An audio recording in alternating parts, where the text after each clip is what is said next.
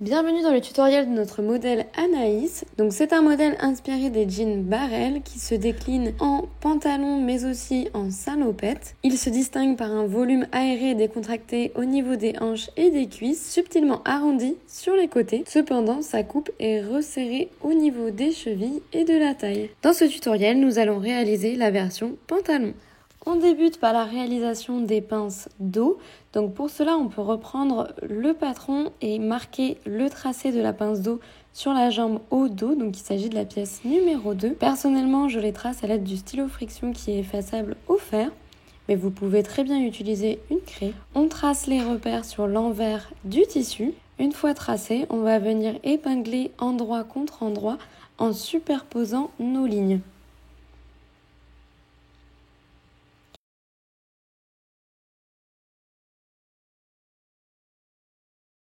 On commence à coudre la pince à partir des crans situés au bord de la pince en réalisant un point d'arrêt et en continuant jusqu'à la pointe en suivant le tracé. Une fois arrivé à la pointe, on termine sans point d'arrêt et on peut laisser environ 10 cm de fil libre. On vient réaliser un double nœud à la main avec les fils et on peut couper ensuite l'excédent de fil.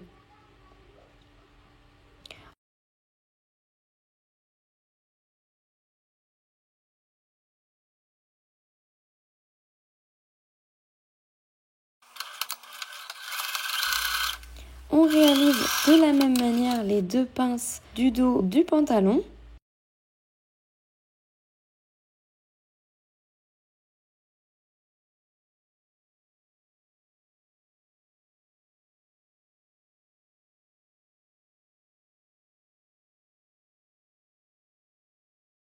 On vient ensuite aplatir les pinces au fer en les plaquant vers le côté extérieur de la jambe.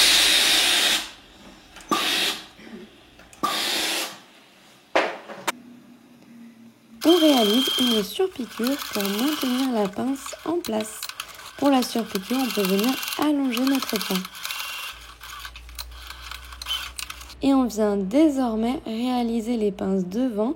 Donc on a 4 pinces par devant. Donc il s'agit des pièces numéro 1 et numéro 1 bis pour la version pantalon.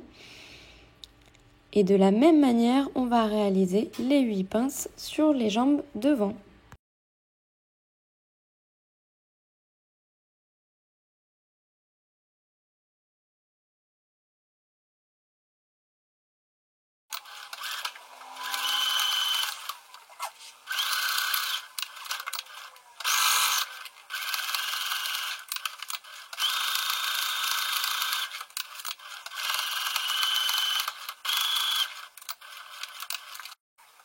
On les plaque cette fois-ci sur le haut de notre jambe.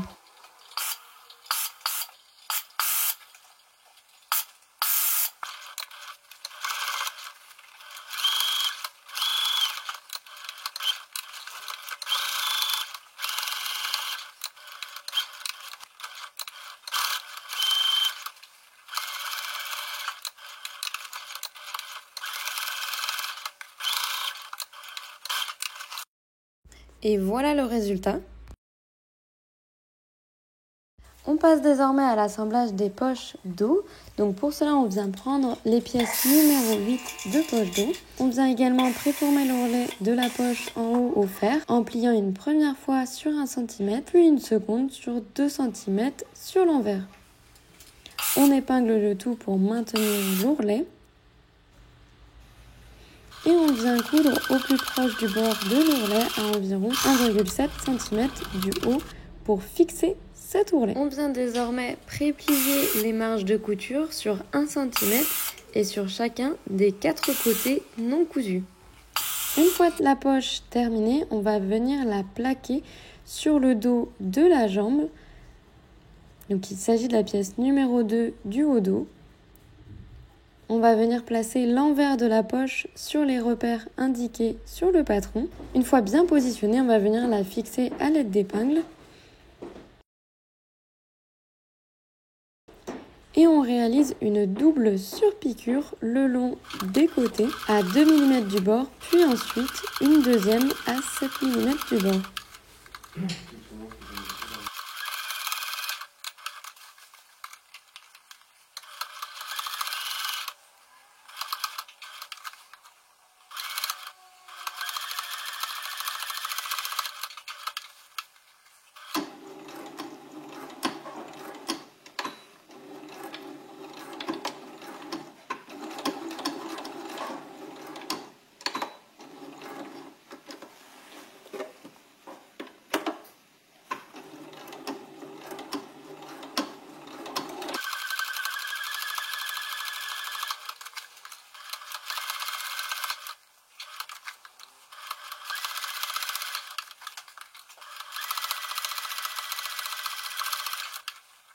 On vient ensuite répéter ces étapes pour coudre la seconde poche exactement de la même manière. C'est parti pour l'assemblage des poches devant. Donc pour cela, on vient surfiler dans un premier temps les côtés droit et bas de l'entrée de poche devant. Donc il s'agit de la pièce numéro 5. Ensuite, on va venir placer cette pièce sur le sac de poche devant, donc la pièce numéro 7. On la positionne en fonction des crans. On peut venir l'épingler pour la maintenir.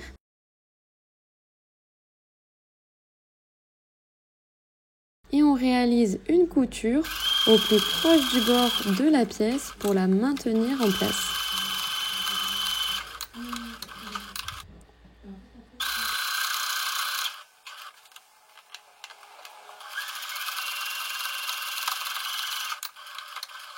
On va venir ensuite placer ce sac de poche devant, donc la pièce numéro 7 et numéro 5 assemblées auparavant, sur la jambe devant, endroit contre endroit. On aligne correctement les bords de l'ouverture de la poche et de la taille en veillant à bien faire correspondre l'écran. Pour être sûr de ne pas louper notre angle, on peut venir tracer nos lignes de couture à 1 cm du bord. Nous aurons donc tracé notre point de pivot pour coudre correctement l'angle.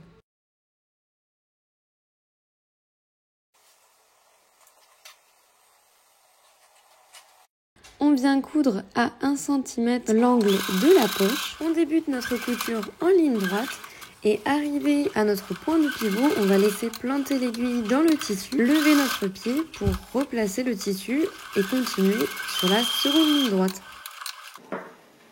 On vient ensuite cranter le coin sur 8 mm afin d'éviter un surplus de matière à cet endroit et de réaliser un joli angle sur l'endroit.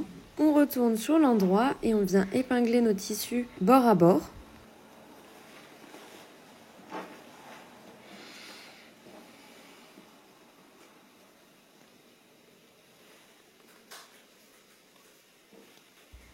On écarte les coutures au fer et on repasse pour former correctement notre angle.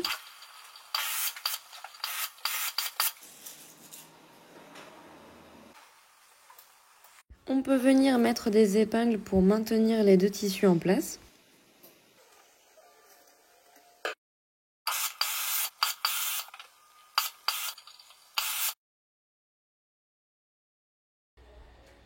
On réalise ensuite une double surpiqûre le long de l'ouverture de la poche en marquant correctement le coin.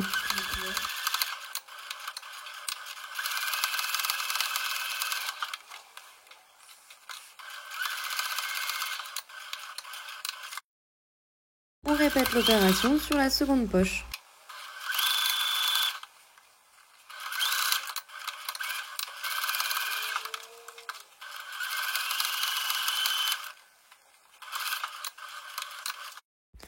On retourne ensuite la jambe sur l'envers et on va venir plier le sac de poche en deux, endroit contre endroit. On fait bien correspondre les bords bas arrondis et on va les maintenir ensemble à l'aide d'épingles. On réalise une couture à 1 cm du bord sur le bas de la poche. On vient ensuite surfiler notre couture.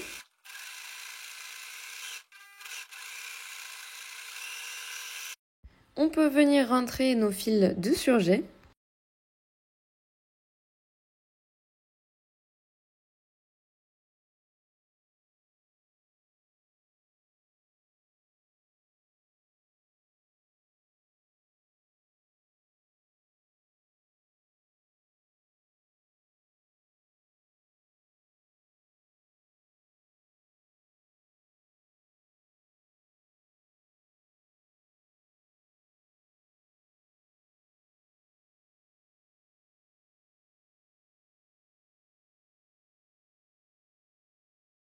On vient ensuite épingler toutes les épaisseurs de la poche et de la jambe ensemble au niveau de la taille et du côté pour éviter qu'elles ne se baladent. Et on vient réaliser une couture de maintien à 5 mm du bord.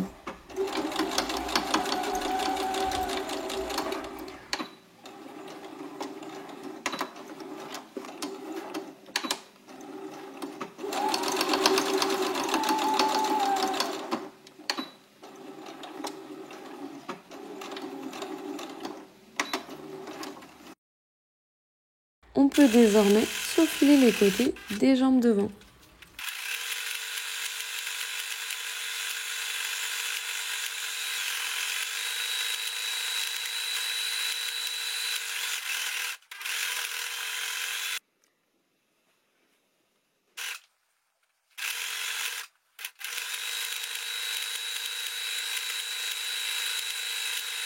Pour la version pantalon, on peut également surfiler les fourches des deux jambes, donc les pièces numéro 1 et numéro 1 bis.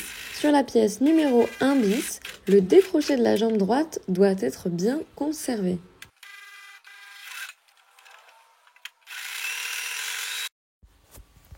On passe à l'assemblage des jambes dos, donc pour cela on va venir placer endroit contre endroit la jambe haut dos et la jambe bas dos, donc il s'agit des pièces numéro 2 et numéro 3.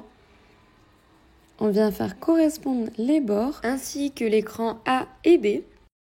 Et on épingle pour maintenir le tout.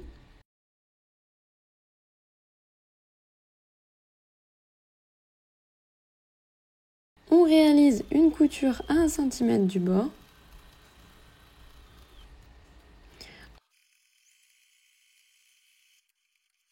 On vient surfiler la couture.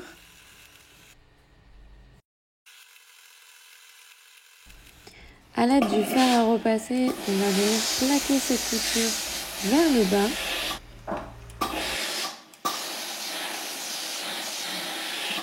On réalise ensuite une double sous-piqûre à 2 mm du bord, puis à 7 mm du bord.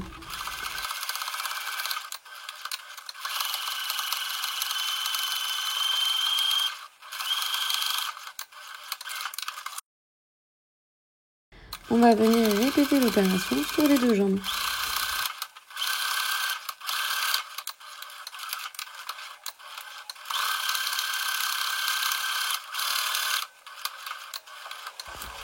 On va maintenant assembler les bornes côté. Donc pour cela, on épingle endroit contre endroit la jambe dos précédemment assemblée avec la borne côté. Donc il s'agit de la pièce numéro 4. On va venir faire correspondre l'écran AA du patron. On épingle le tout pour maintenir en place la pièce.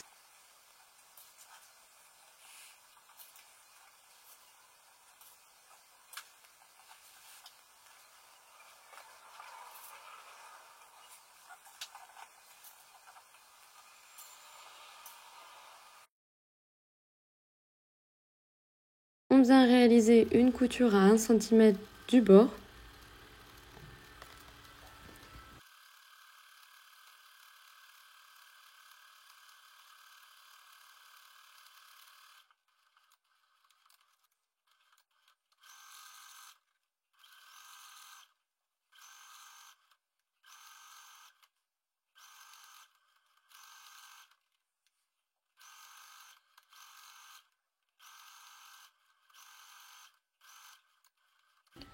On surfile notre couture.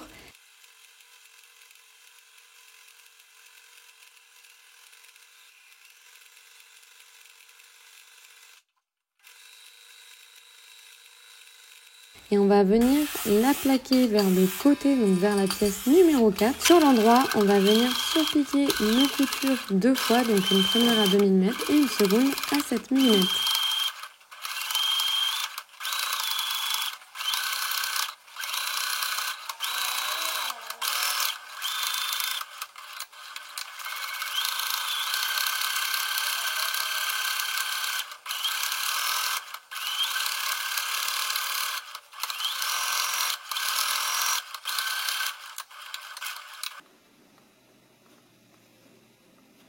On vient ensuite surfiler le côté de la jambe dos assemblée ainsi que la fourche.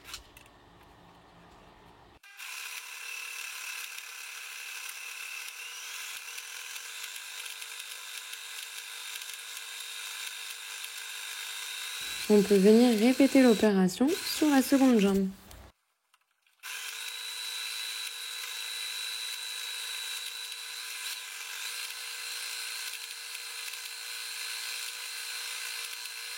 On passe désormais à l'assemblage de la braguette du pantalon. On vient prendre nos deux devants. On va venir placer ces pièces endroit contre endroit. Et on va venir coudre au point droit à partir du début de la fourche jusqu'au cran indiquant la fin du zip.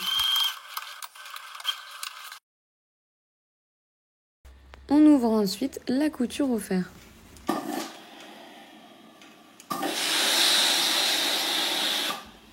On va venir ensuite prendre notre pièce de chiffon, il s'agit de la pièce numéro 9. On vient la plier en deux, endroit contre endroit, en respectant la ligne de pli. On va venir coudre à 1 cm du bord la partie basse en pointe. On vient dégarnir la couture sur 5 mm et on retourne sur l'endroit. On aplatit correctement au fer. On vient surfiler le bord franc sur la longueur. On peut venir rentrer nos fils de surjet.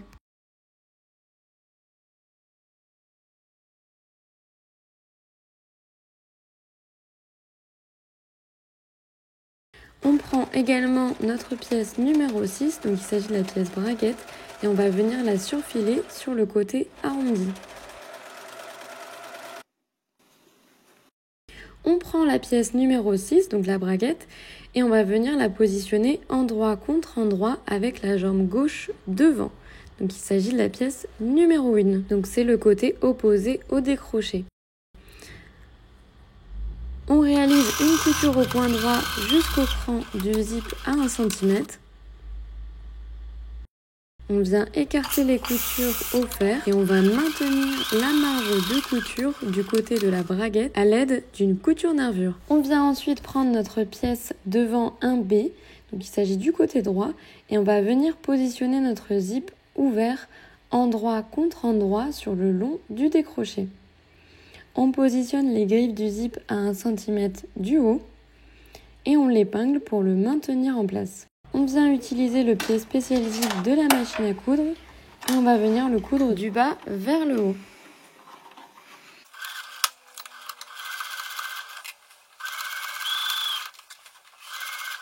On vient ensuite positionner nos devants bien à plat, l'envers contre nous. On referme le zip et on vient l'épingler sur la pièce de braguette, donc la pièce numéro 6. On vérifie que le haut des griffes du zip est bien positionné également à 1 cm du bord. Et on vient coudre à 1 cm avec le pied spécial zip jusqu'au cran de la fin du zip, du haut vers le bas.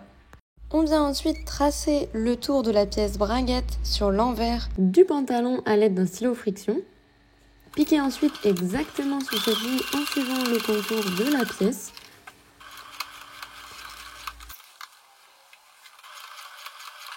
On peut venir ensuite retourner la pièce sur l'endroit et piquer une seconde fois le contour de la braguette à 5 mm de la première couture vers l'intérieur de la pièce.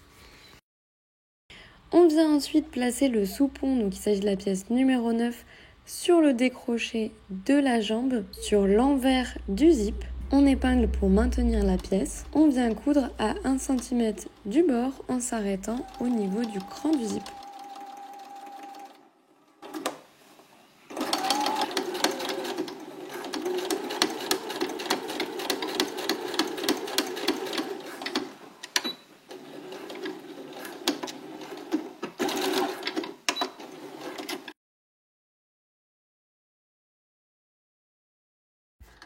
Venir ensuite réaliser quelques points pour maintenir le soupon et la fermeture sur le bas de ce zip.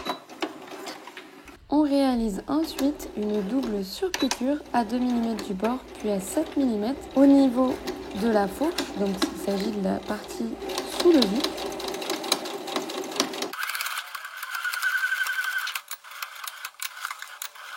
Et on peut venir renforcer cette surpiqûre avec une couture verticale. On passe désormais à l'assemblage de la fourche dos. Donc pour cela, on vient assembler les deux jambes dos endroit contre endroit. On les épingle ensemble.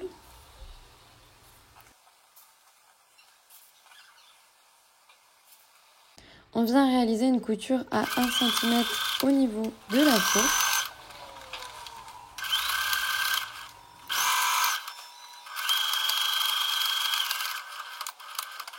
On va venir aplatir la couture vers la jambe gauche sur l'envers. On réalise une double surpiqûre à 2 mm puis à 7 mm du bord.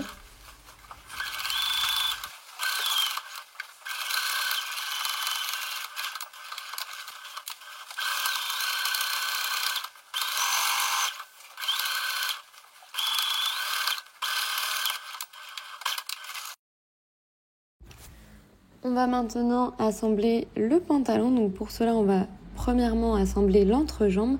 Donc on place nos pantalons devant et dos endroit contre endroit en alignant correctement les entrejambes et en respectant l'écran du patron. On épingle pour maintenir le tout.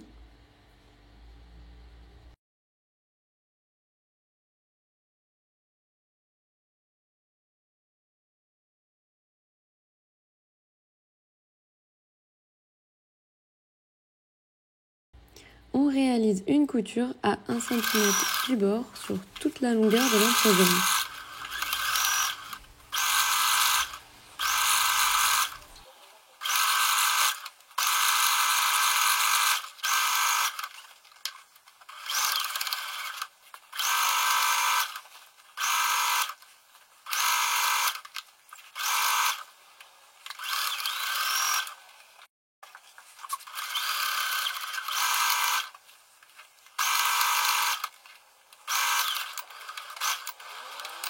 On repasse la couture vers le dos.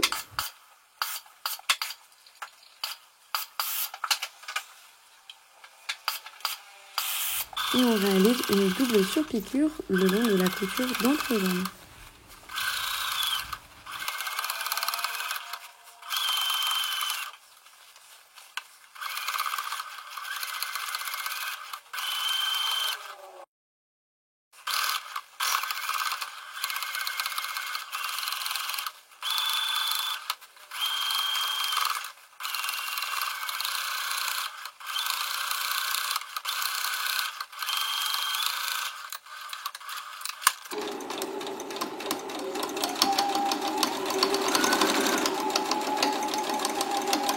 On passe désormais à l'assemblage des côtés et pour cela on va venir aligner un premier côté en plaçant le devant et le dos endroit contre endroit. On épingle le tout.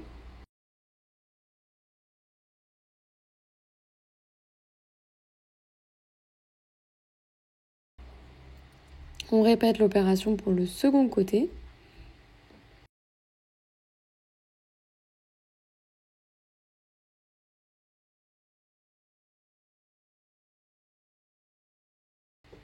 Et on réalise une couture à 1 cm du bord.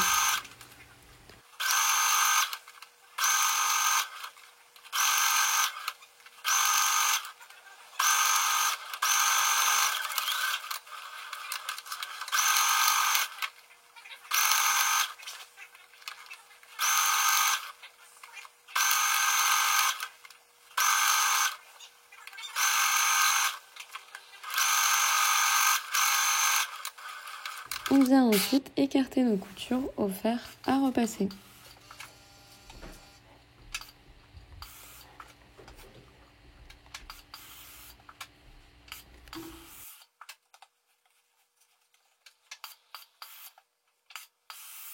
On vient réaliser les passants, donc il s'agit de la pièce numéro 17. On va venir plier les côtés de la bande sur 1 cm grâce à notre fer à repasser.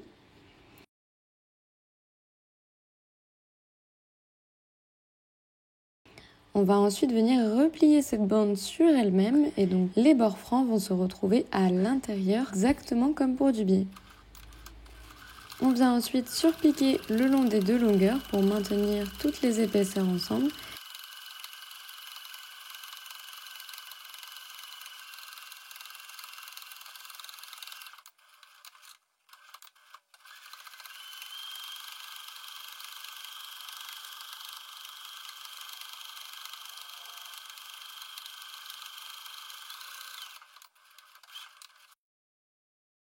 Et on va venir couper nos passants tous les 9 cm.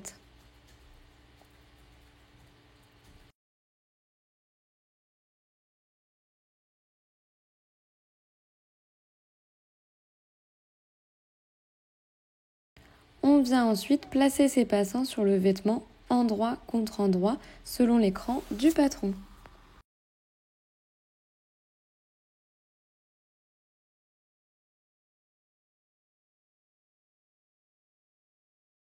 On vient les épingler sans les coudre pour le moment.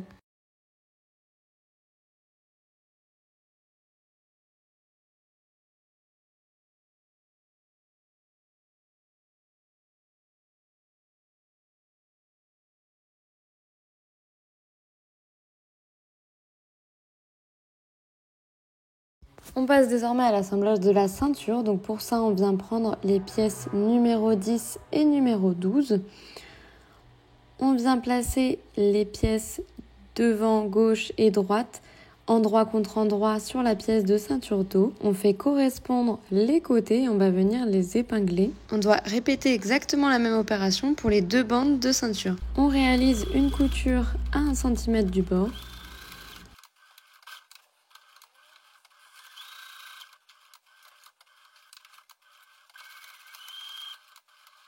Et on vient écarter les coutures au fer à repasser. On va venir ensuite positionner nos 2 pièces obtenues endroit contre endroit. On épingle le tout.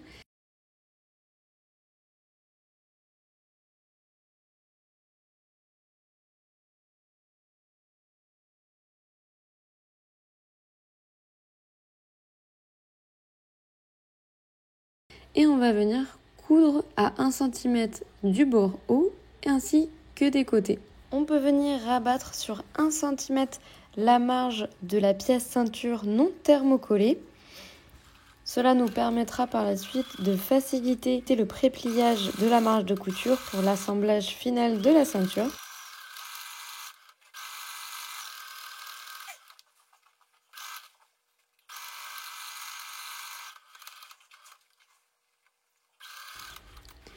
On vient désormais cranter les angles, dégarnir les coutures afin de retourner la pièce sur l'endroit.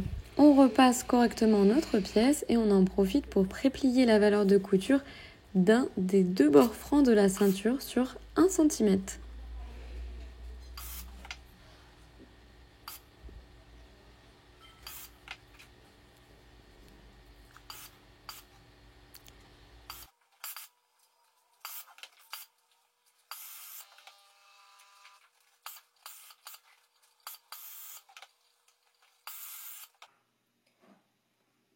Donc ici, on va le réaliser sur la partie non thermocollée.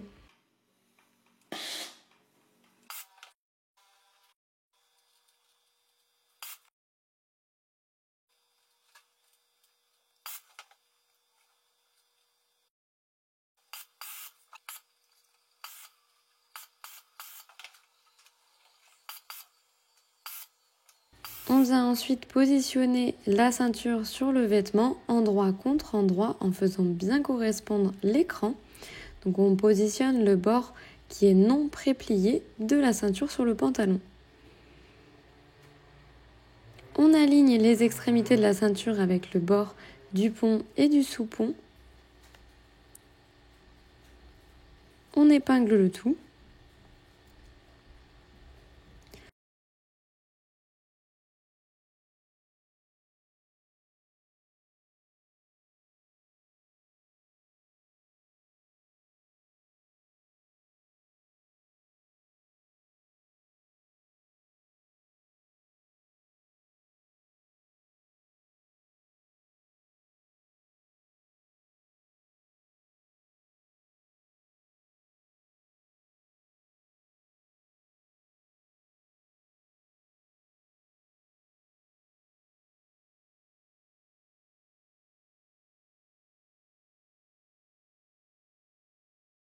On réalise une couture à 1 cm du bord tout autour de la ceinture.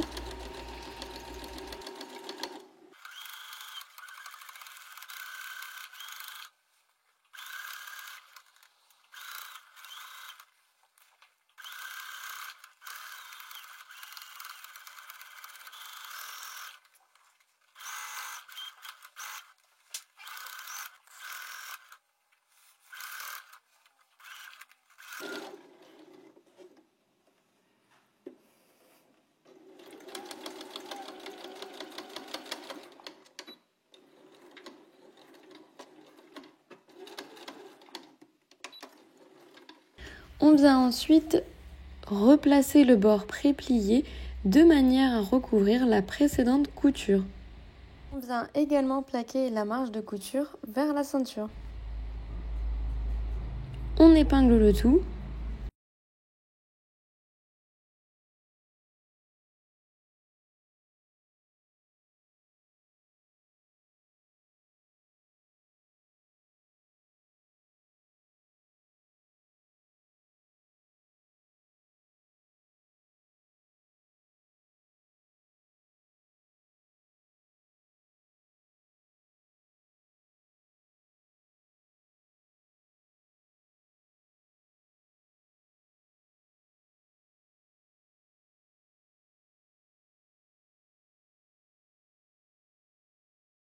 Ce n'est pas une étape obligatoire, mais pour être sûr de surpiquer au bon endroit, je vais bâtir la ceinture entièrement à la main.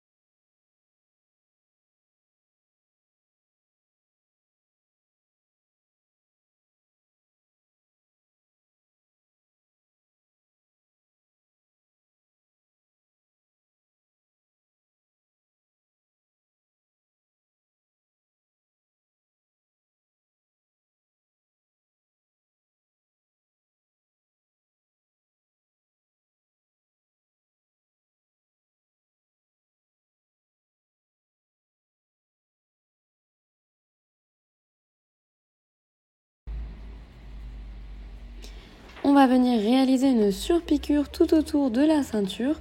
Donc on va venir débuter par le bas de la ceinture.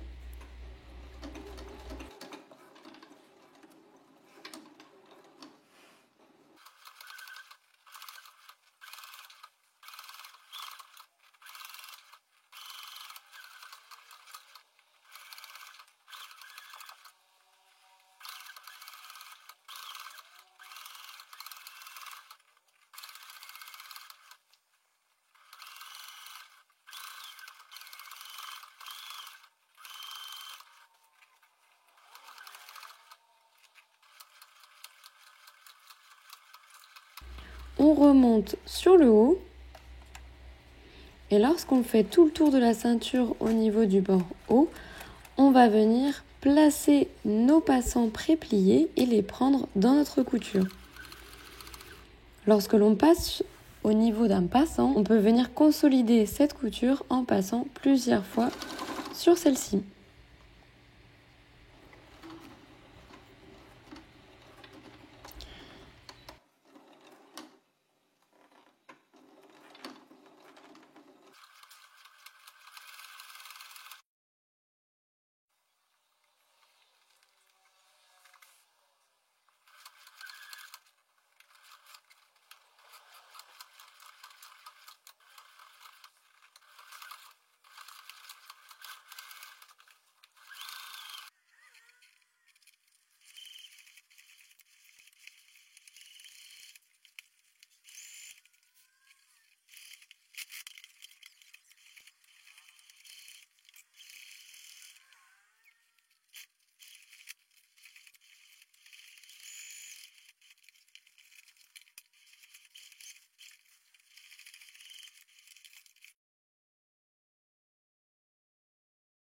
On peut ensuite réaliser la boutonnière sur la ceinture et on ajoute le bouton en vis-à-vis. Et la dernière étape, on vient réaliser l'ourlet de bas de jambe. Pour cela, on va plier une première fois sur 1 cm sur l'envers.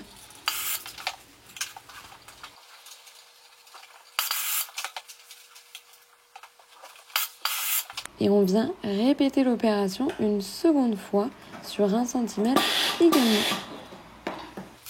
On épingle cet ourlet.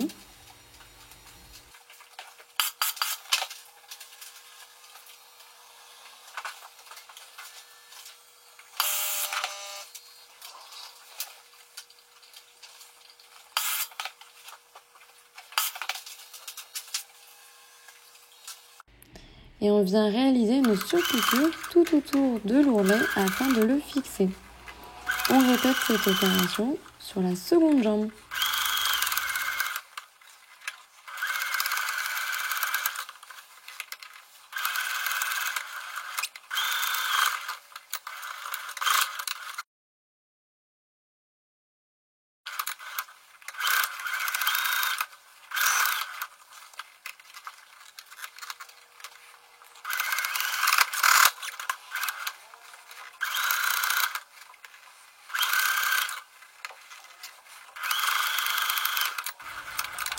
Et voilà, votre pantalon est désormais terminé. On espère qu'il vous plaira. Si vous souhaitez retrouver d'autres versions de ce patron, n'hésitez pas à aller voir sur notre compte Instagram. À très vite!